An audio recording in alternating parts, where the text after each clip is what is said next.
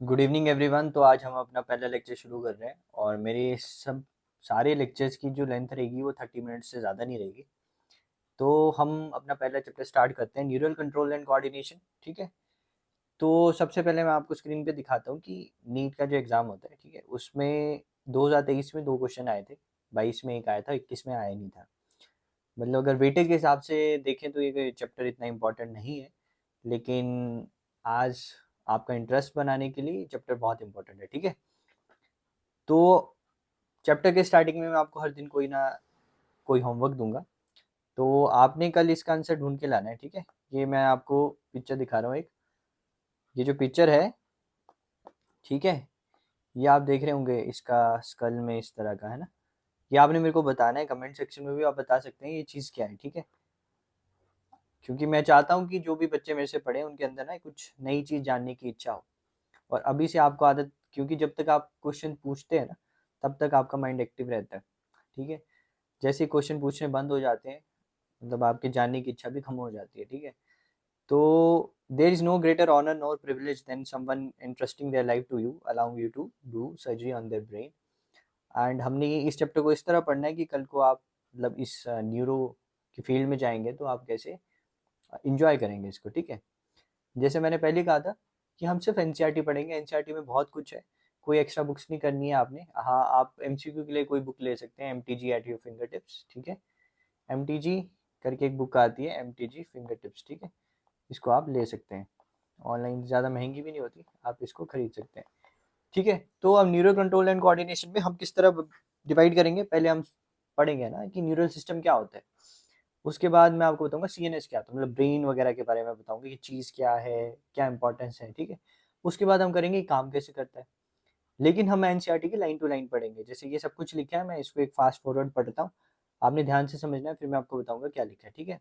As you know, the function of the organ system in a body must be coordinate to maintain homeostasis. ठीक है। Coordination is the process through which two or more organ interact and complement in the function of one another. Neural brain से related. ठीक है। Control मतलब मैंने किसी चीज़ को control किया है। कोऑर्डिनेशन मतलब दो या दो से ज़्यादा ऑर्गन किस तरह एक साथ काम करते हैं और इंटरेक्ट करते हैं। ठीक है। कोऑर्डिनेशन मीन्स मेरी आंखें झपक रही हैं अभी, जैसे मैं ऐसे झपका रहा हूँ, तो इसको कौन कंट्रोल कर रहा है? ब्रेन ही कर रहा है। मेरा हाथ ऐसे हिल रहा है, ये यहाँ की मसल काम कर रही है, ये मसल को कौन सिग्नल दे रहा है कि मेरे को आगे लेके जाना है? ब्रेन दे रहा है। मतलब दो या दो से ज़्यादा ऑर्गन जब इंटरेक्ट करते हैं तो इसको कोऑर्डिनेशन बोल देते हैं। इस पे भी क्वेश्चन बन सकता है, जब आपके पेपर्स बनते हैं वो लाइन टू लाइन ही बनाता है क्वेश्चन। ठीक है। For example, when we do physical exercises the energy demand is increase for maintaining and increase muscular activity. ठीक है। The supply of oxygen is also increase. The increased supply of oxygen necessitates an increase in the rate of respiration and heartbeat and increased blood flow via blood vessels. काम करेंगे, oxygen की ज़रूरत पड़ेगी उस tissue में, है ना, heart की ज़्यादा पंपिंग होगी तो वहाँ पे भी ब्लड बढ़ेगा, वहाँ पे भी ऑक्सीजन बढ़ेगा। ठीक है। रेट ऑफ रेस्पिरेशन भी बढ़ेगा, मतलब हर एक ऑर्गन का इंटरलिंक्ड है सब कुछ। Similarly, thus the function of muscles, lungs, heart, blood vessels are coordinated while performing physical exercises. In our body, the neural system and the endocrine system join. ये ध्यान से पढ़ना. In our body, the neural system and endocrine system jointly coordinate and integrate all the activity of the organs so that they function in a synchronized fashion. ठीक है। तो सबसे important दो system हो गए, neural system and the endocrine. Endocrine means hormone से related, है ना, वो आगे पढ़ेंगे हम क्या होता है एंडोक्राइन, उसका अलग चैप्टर है। The neural system provides an organized network of point-to-point connection for a quick coordination, and the endocrine system provides chemical integration through hormones. ठीक है। जो हार्मोन्स आपने पढ़े होंगे ना, कि डायबिटीज़ के लिए इंसुलिन होता है, थायराइड होता है, थायराइड एक हार्मोन बनाता है ना, और भी अलग अलग तरह के जो भी हार्मोन्स हैं उसको हम अलग चैप्टर में पढ़ेंगे, और उसकी इंटीग्रेशन से किस तरह हमारा पूरी बॉडी एक्ट करती है। लेकिन ध्यान से, अब इम्पोर्टेंट बात ये है, इस चैप्टर को हम, जैसे मैंने डिवाइड किया, न्यूरल सिस्टम पढ़ेंगे हम, क्या होता है नर्व का सिस्टम। फिर हम देखेंगे कि नर्व तो है, अब मैं आपको बोल रहा हूँ मैं हाथ हिला रहा हूँ ना, तो कोई तो इसको बता रहा है ना कि मेरे को हाथ हिलाना है, तो वो सिस्टम कैसे काम करता है, कि ऊपर से मेरे को सिग्नल कैसे आता है, किस थ्रू आता है, कैसे पीछे पीछे आता है। ठीक है। कैसे पीछे के थ्रू आता है या आगे के थ्रू आता है, कैसे आता है, वो सारा पढ़ेंगे। ठीक है। उसके बाद कैसे हम काम करते हैं, सब कुछ फिजियोलॉजिकल एक्शन सब कुछ पढ़ेंगे। लेकिन अभी आज का जो हमारा लेक्चर रहेगा वो सिंपल बेसिक पे रहेगा, व्हाट इज नर्वस सिस्टम। ठीक है। नाउ बिल्कुल एनसीईआरटी की लाइन समझना, मैंने आपको पहले कहा है, बहुत डिटेल में आपको तब समझ आएगा जब आप इसको बार बार पढ़ेंगे, इससे रिलेटेड क्वेश्चंस करेंगे, ठीक है। न्यूरल सिस्टम क्या होता है? Neural system of all animal is composed of highly specialized cells called neurons, ठीक है। सबसे इंपॉर्टेंट सेल्स कौन से हो गए? हाईली स्पेशलाइज्ड सेल्स कौन से हो गए न्यूरल सिस्टम के? That is called neurons, which can detect मतलब वो डिटेक्ट करेंगे, कुछ देखेंगे, रिसीव करेंगे और उसके बाद ट्रांसमिट करेंगे डिफरेंट काइंड ऑफ स्टिमुलाई। मतलब जैसे मैं अभी देख रहा हूँ स्क्रीन पे, तो मेरे ब्रेन ने डिटेक्ट किया कि मेरे को कुछ दिख रहा है, ठीक है। उसके बाद मेरे को रिस्पॉन्स क्या करना है? मान लो ज़्यादा रोशनी पड़ी है, मैं ज़्यादा रोशनी पड़ती है, हम ऐसे आंखें बंद कर देते हैं, ऐसे ऐसे, ठीक है। तो ज़्यादा रोशनी पड़ी, यहाँ से कुछ नर्व्स थी वो ब्रेन में गई, ब्रेन ने डिटेक्ट किया और वहाँ से ट्रांसमिट किया कि आंखें बंद करो, तो मैंने अपनी आंखें सडनली बंद कर दी, ठीक है। ये सारी जो रिलेटेड है, ये सारी चीज़ें ये न्यूरॉन्स के थ्रू रिलेटेड है। The neural organization is very simple in lower invertebrates. For example in hydra it is composed of network of neurons, ठीक है। मतलब जितना छोटा ऑर्गेनिज्म होगा उस उतना छोटा होगा, जितना बड़ा होगा उतना कॉम्प्लेक्स होगा। The neural system is better organized in insects where a brain is present along the number of ganglia neural tissue. The vertebrates have a more developed neural system, ठीक है। बेटर ऑर्गेनाइज किस में है? Insects में। और more developed किस में? Neural system किस में? वर्टिब्रेट्स में, यानी हमारी वर्टिब्रेट्स है। अब ये इनवर्टिब्रेट वर्टिब्रेट्स क्या होते हैं, ये हम एनिमल किंगडम में पढ़ेंगे, ठीक है। अभी हम क्या है? हम वर्टिब्रेट्स हैं, क्योंकि हमारी वर्टिब्रा है, ये पीछे की हड्डियाँ जो होती है ना, जिसके थ्रू स्पाइनल कॉर्ड जाती है। अब स्पाइनल कॉर्ड क्या होते हैं वो आगे मैं बताता हूँ आपको, ठीक है। सिंपल सा आपको सिस्टम बताता हूँ। मान लो ये ड्राइंग, गंदी सी ड्राइंग बना दी मैंने, ये एक बंदा है, ठीक है। ये इसका सर है, ये देख रहे हो आप सर, ठीक है। ये मिट्टी गया, ये इसका गंदा सा सर बना दिया मैंने, ठीक है। सर के पीछे इस तरह ये तो गर्दन आ गई, ठीक है। ये कान आ गया, ये इसके हाथ आ गए, ये इसकी पीठ है, ठीक है। ये इसका बैक आ गई। तो इसमें हम कलर चेंज कर देते हैं, ठीक है। कलर चेंज कर देते हैं तो देखो, ये हो गया ब्रेन, ये हो गया स्पाइनल कॉर्ड, ठीक है। ये होगी, ये हो गया ब्रेन, ठीक है। ये होगी स्पाइनल कॉर्ड। सारा सिस्टम इसी तरह बना होता है, ठीक है। अब मैं आपको समझाऊंगा अच्छे से कि ब्रेन और स्पाइनल कॉर्ड किसका पार्ट आते हैं। जो सबसे इंपॉर्टेंट अब हम पढ़ने जा रहे हैं कि ह्यूमन न्यूरल सिस्टम क्या होता है। जो ह्यूमन न्यूरल सिस्टम होता है ना, सिंपल सी बात है, एक होता है सीएनएस, एक होता है पीएनएस। काफ़ी बच्चे इसमें कंफ्यूज रहते हैं, what is CNS and what is PNS. एक होता है central nervous system, central nervous system, और एक होता है peripheral nervous system. Periphery means होता है बाउंड्रीज, है ना, पीछे दूर दूर, है ना, दूर की जगह। CNS include the brain and the spinal cord. देखो ये ब्रेन है, ये जो आपको दिख रहा है ये ब्रेन, और ये जो पिंक पिंक में दिख रहा है ये क्या है? स्पाइनल कॉर्ड और ब्रेन। ब्रेन और स्पाइनल कॉर्ड किस में आ गई? सेंट्रल नर्वस सिस्टम में। The CNS includes the brain and the spinal cord, and it is the site of information processing and control. And the PNS comprises of all the nerves of the body associated with the CNS. The nerve fiber, ठीक है, समझ गए? यहाँ से जो जितनी नसें निकली है ना, जो मैं आपको बता रहा हूँ, हाथ ऐसे करना, ये हम मेरे हाथों में नर्व्स गई हैं, पैरों में नर्व्स गई हैं, वो सारी क्या है? पेरिफेरल नर्वस सिस्टम, ठीक है। और सीएनएस क्या हो गया? ब्रेन, मतलब ये सारी चीज़ ब्रेन होगी। यहाँ से पीठ में सारा चला गया मेरे पीठ तक, वो क्या होगी? स्पाइनल कॉर्ड होगी। और उससे जो नसें निकली हैं that is peripheral nervous system, ठीक है। अब पेरिफेरल नर्वस सिस्टम में इन्होंने बोला एक होता है the nerve fibres of the PNS are of two types, afferent और इफरेंट। एफरेंट मतलब कोई, मतलब मैं बोल रहा हूँ कि कोई सिग्नल मेरे दिमाग तक आ रहा है, आ रहा है, दिमाग तक आ रहा है, दैट इज एफरेंट, एफरेंट ए वाला, ठीक है।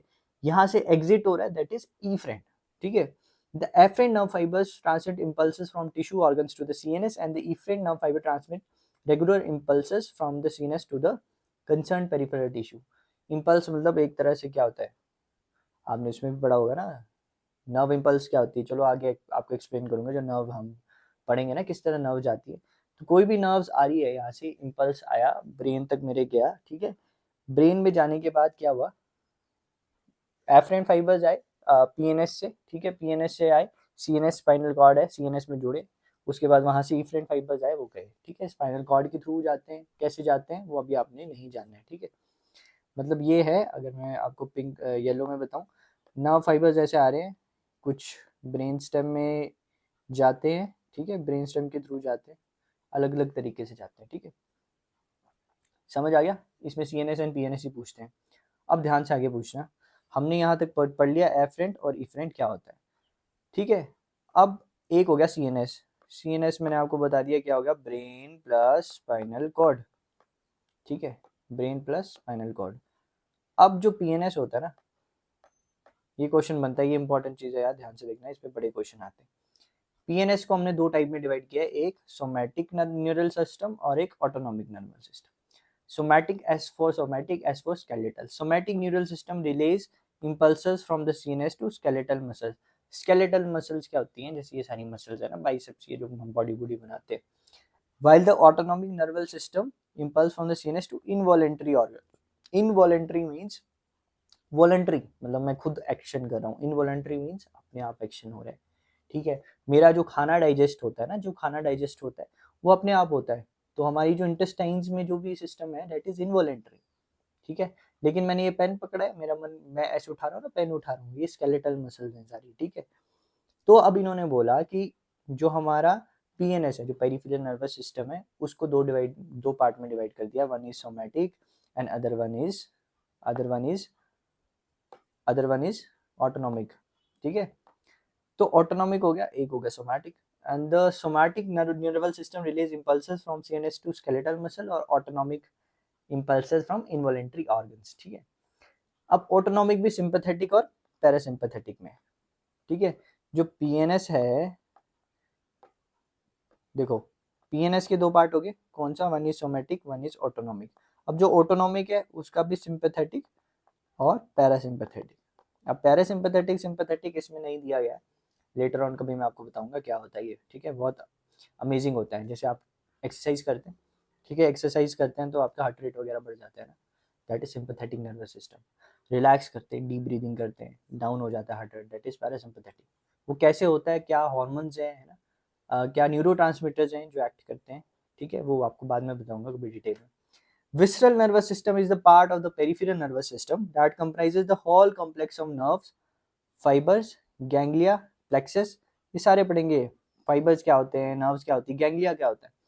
जो न्यूरॉन्स है ना वो इकट्ठा होके पेरिफेरल नर्वस सिस्टम में गैंग्लिया बनाते हैं, ठीक है, गैंग्लिया, ठीक है।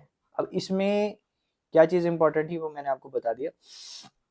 एक चीज़ याद रखना जो मैं आपको पढ़ा रहा हूँ, एक वीके बंसल सर थे जिन्होंने कोटा में बंसल क्लासेस स्टार्ट किया था, ठीक है, जो सबसे अच्छा कोटा का फर्स्ट इंस्टीट्यूट था जिससे आईआईटी के बहुत सिलेक्शन होते थे। उन्होंने एक चीज़ कही थी, यदि अगर आपको 2 किलोमीटर रन करना है तो आपको, मतलब आपका 2 किलोमीटर की रेस है, मान लो 1 साल बाद आपको कोई रेस लगानी है 2 किलोमीटर की, तो आपको 4 किलोमीटर डेली प्रैक्टिस करनी चाहिए रेस की, तब जाके आप फाइनल में 2 किलोमीटर दौड़ पाओगे, ठीक है। तो मतलब मैं जो आपको पढ़ा रहा हूँ, अगर मैं हाफ आवर पढ़ा रहा हूँ तो आपको कितने बार पढ़ना है, इसी चीज़ को 2 बार पढ़ना है, ठीक है, ये ट्रिपल बार पढ़ना है ताकि आपको रिटेन कर पाए, ठीक है, समझ गए, सिंपल। जैसे मैंने वही समझाया है, सोमैटिक स्केलेटल मसल वाला, ठीक है। एएनएस में सिंपैथेटिक पैरासिम्पैथेटिक अभी डिटेल में नहीं जाएंगे। और इनवॉलेंटरी एक्शन क्या हो गया, योर ऑटोनॉमिक नर्वस सिस्टम, मतलब जैसे इंटेस्टाइन है वो अपने आप काम कर रही है, वो ऑटोनॉमिक नर्वस सिस्टम में आएगा। चलो एक क्वेश्चन करते हैं, ये मैं ज़्यादा क्वेश्चन नहीं कराऊंगा, मैं एक कराऊंगा, और मैं आपको भी बोलता हूँ कि क्वालिटी वाले क्वेश्चन करिए जिसमें मजा आए, ठीक है। एक क्वेश्चन बोला है एफरेंट फाइबर्स, आपको समझाया मैंने क्या होता है, इफरेंट फाइबर्स क्या होते हैं, सोमैटिक, सबसे कभी भी ऑप्शन स्टार्ट करनी है, ए से स्टार्ट नहीं करना, डी से स्टार्ट करना। तो ऑटोनॉमिक नर्वस सिस्टम मैंने क्या बोला, इनवॉलेंटरी है ना, कहीं आपको ऐसा लग रहा है involuntary, regulatory from the CNS, relay impulses from CNS. देखो ये जो ऊपर वाला, relay impulses from the CNS to skeletal muscle, skeletal S for skeletal, S for somatic, तो सी का तो आ गया 1 जी, सी का 1 वाला ऑप्शन चेक करो, एक ही ऑप्शन है तो आप टिक कर दो, ठीक है। लेकिन हम क्रॉस चेक भी कर लेते हैं ना। अब डी का इन्होंने बोला 2 है, autonomic transmit impulses from CNS to smooth muscles, बिल्कुल सही बात है।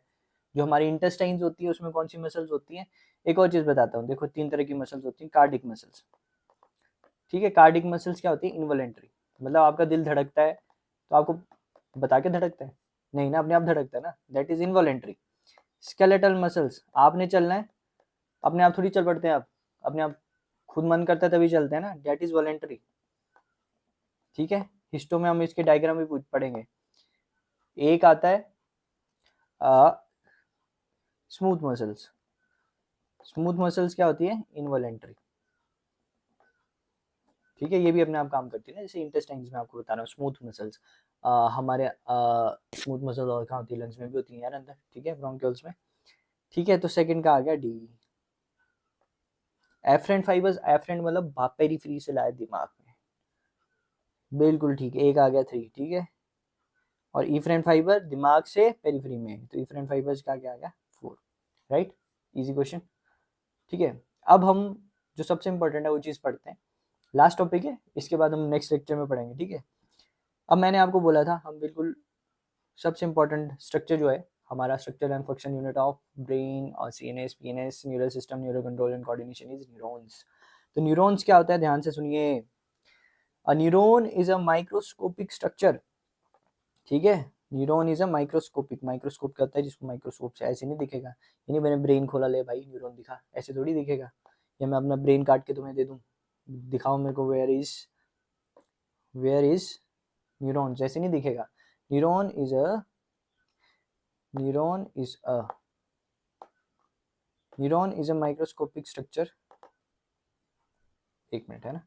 Neuron is a microscopic structure compose of 3 major parts, namely cell body, dendrites and axons. अब ध्यान से देखो, ये न्यूरॉन है ऐसे ना, केंकड़ी की तरह इसकी स्ट्रक्चर है। तो ये जो है, ये येलो येलो वाला पार्ट ना यहाँ तक, ठीक है, ये क्या हो गया? सेल बॉडी, ठीक है। ये जो इसके ऐसे पैर है ना, ये ये ये ये हो गया डेंड्राइट्स। ये जो ऐसे लंबी सी लाइन है, दिस इज एक्सॉन, ठीक है। अब ये क्या क्या होता है ध्यान से पढ़ते हैं, ध्यान से पढ़ना है, इस पे क्वेश्चन आते हैं। Cell body contain cytoplasm. ये जो सेल बॉडी है, ये वाले पार्ट है, ये वाला जो पार्ट है, ये वाला पार्ट, इसमें क्या बोला इन्होंने? जो सेल बॉडी है उसमें क्या होता है? साइटोप्लाज्म। साइटोप्लाज्म में क्या होंगे? सेल ऑर्गेनेल्स होंगे। And certain granular bodies that is called nasal granules. ये जो छोटे छोटे डॉट देख रहे हो ना लाल लाल कलर के, इनको क्या बोलते हैं? Nasal granules, nasal granules, nasal granules. और ये वाला पार्ट होगी सेल बॉडी। अब इन्होंने बोला नीजल ग्रैन्यूल्स, अब क्या बोला? Short fibres which branch repeatedly and project out of the cell body. ये न्यूरॉन्स की कुछ ब्रांचेज हैं जो बाहर निकल गई, जिनका काम होता है सिग्नल लाना न्यूरॉन्स की तरफ, ये बताएंगे आगे। These fibres transmit impulse toward the cell body. मतलब दूसरे जब ये नर्व सिग्नल आएगा कोई, तो यहाँ के थ्रू आएगा कि सेल बॉडी में आएगा, इसके बाद फिर यहाँ से अगले में जाएगा, ठीक है, और ये अगला यहाँ से कनेक्टेड होगा, है ना। एक तरह रिले रेस पकड़ देखी होगी आपने ना। एक रिले रेस में क्या होता है? 100 मीटर दौड़ता है, फिर उसको पकड़ाता है, फिर नेक्स्ट को पकड़ाता है, उसी तरह इसका काम चलता है। नीजल ग्रैन्यूल्स, ठीक है। These fiber transmit impulses towards the cell body, cell body की तरफ लाएंगे। The axon is a long fiber। axon क्या चीज़ है? ये लॉन्ग फाइबर है, यहाँ से लेके ये जो है एक्सोन। एक्सोन में नीजल ग्रैन्यूल है? नहीं है। डेंड्राइट्स में नीजल ग्रैन्यूल्स है? यस। सेल बॉडी में नीजल ग्रैन्यूल्स है? यस। और जहाँ पे सबसे सेंसिटिव पार्ट होता है ना एक्सोन का, उसको क्या बोलते हैं? एक्सोन हिलोक। यहाँ पे इन्होंने मेंशन नहीं किया पर कई बार पूछ रहे थे, दिस इज एक्सोन हिलोक। अब इन्होंने क्या बोला है? Each branch terminate as a bulb like structure called synaptic knob. This is called synaptic knob, bulb like structure है ना। ईच ब्रांच टर्मिनेट्स मतलब जब खत्म हो जाती है ना न्यूरॉन की जो ब्रांच होती है। अब इसमें साइनेप्टिक वेसिकल्स रहते हैं जिनमें केमिकल रहते हैं, जिनको न्यूरोट्रांसमीटर्स कहते हैं। बहुत सिंपल सी बात है, ध्यान से समझना। ये जो साइनेप्टिक नॉब है इसको मैंने बड़ा कर दिया, ये इस तरह का स्ट्रक्चर बन जाता है, ठीक है। ये हो गया न्यूरॉन, ये होगी मान लो मसल, ठीक है। इन्होंने बोला साइनेप्टिक, इसमें न्यूरोट्रांसमीटर्स होते हैं। मैं आपको बहुत अच्छे से समझाऊंगा कि न्यूरोमस्कुलर जंक्शन पे क्या होता है एग्जैक्टली, ठीक है। यहाँ से मान लो कोई एंजाइम्स या यहाँ से कोई न्यूरोट्रांसमीटर निकलता है, ठीक है, यहाँ जाके बाइंड करता है रिसेप्टर पे, फिर यहाँ पे मसल ने कॉन्ट्रैक्ट करना है, जो भी करना है वो आगे इसकी कहानी होती है, ठीक है। The axon transmit nerve impulses away from the cell body to a synapse to a neuromuscular junction. Based on the number of axon and dendrites, the neurons are divided into 3 types. कई बार ये भी question आता है। Based on the number of axons, based on the number of axons and dendrites, the neurons are divided into 3 types: multipolar, bipolar, unipolar. नाम से clear है, uni मतलब एक, बाय मतलब दो, मल्टी मतलब दो से ज्यादा। अगर मल्टीपोलर मतलब एक एक्सॉन और 2 और मोर डेंड्राइट्स है, ठीक है, यानी कि जो मतलब एक एक्सॉन हो गया, 2 और मोर डेंड्राइट हो गए, तो क्या हो गया? मल्टीपोलर। कहाँ होता है? सेरिब्रल कॉर्टेक्स में। बाइपोलर मतलब वन एक्सॉन वन डेंड्राइट, मतलब एक एक्सॉन हो गया, ठीक है, एक एक्सॉन हो गया और सेल बॉडी होगी एक डेंड्राइट हो गया, ठीक है, ऐसा एक एक्सॉन एक dendrite, this is called bipolar with one axon and one dendrite found in the retina of I.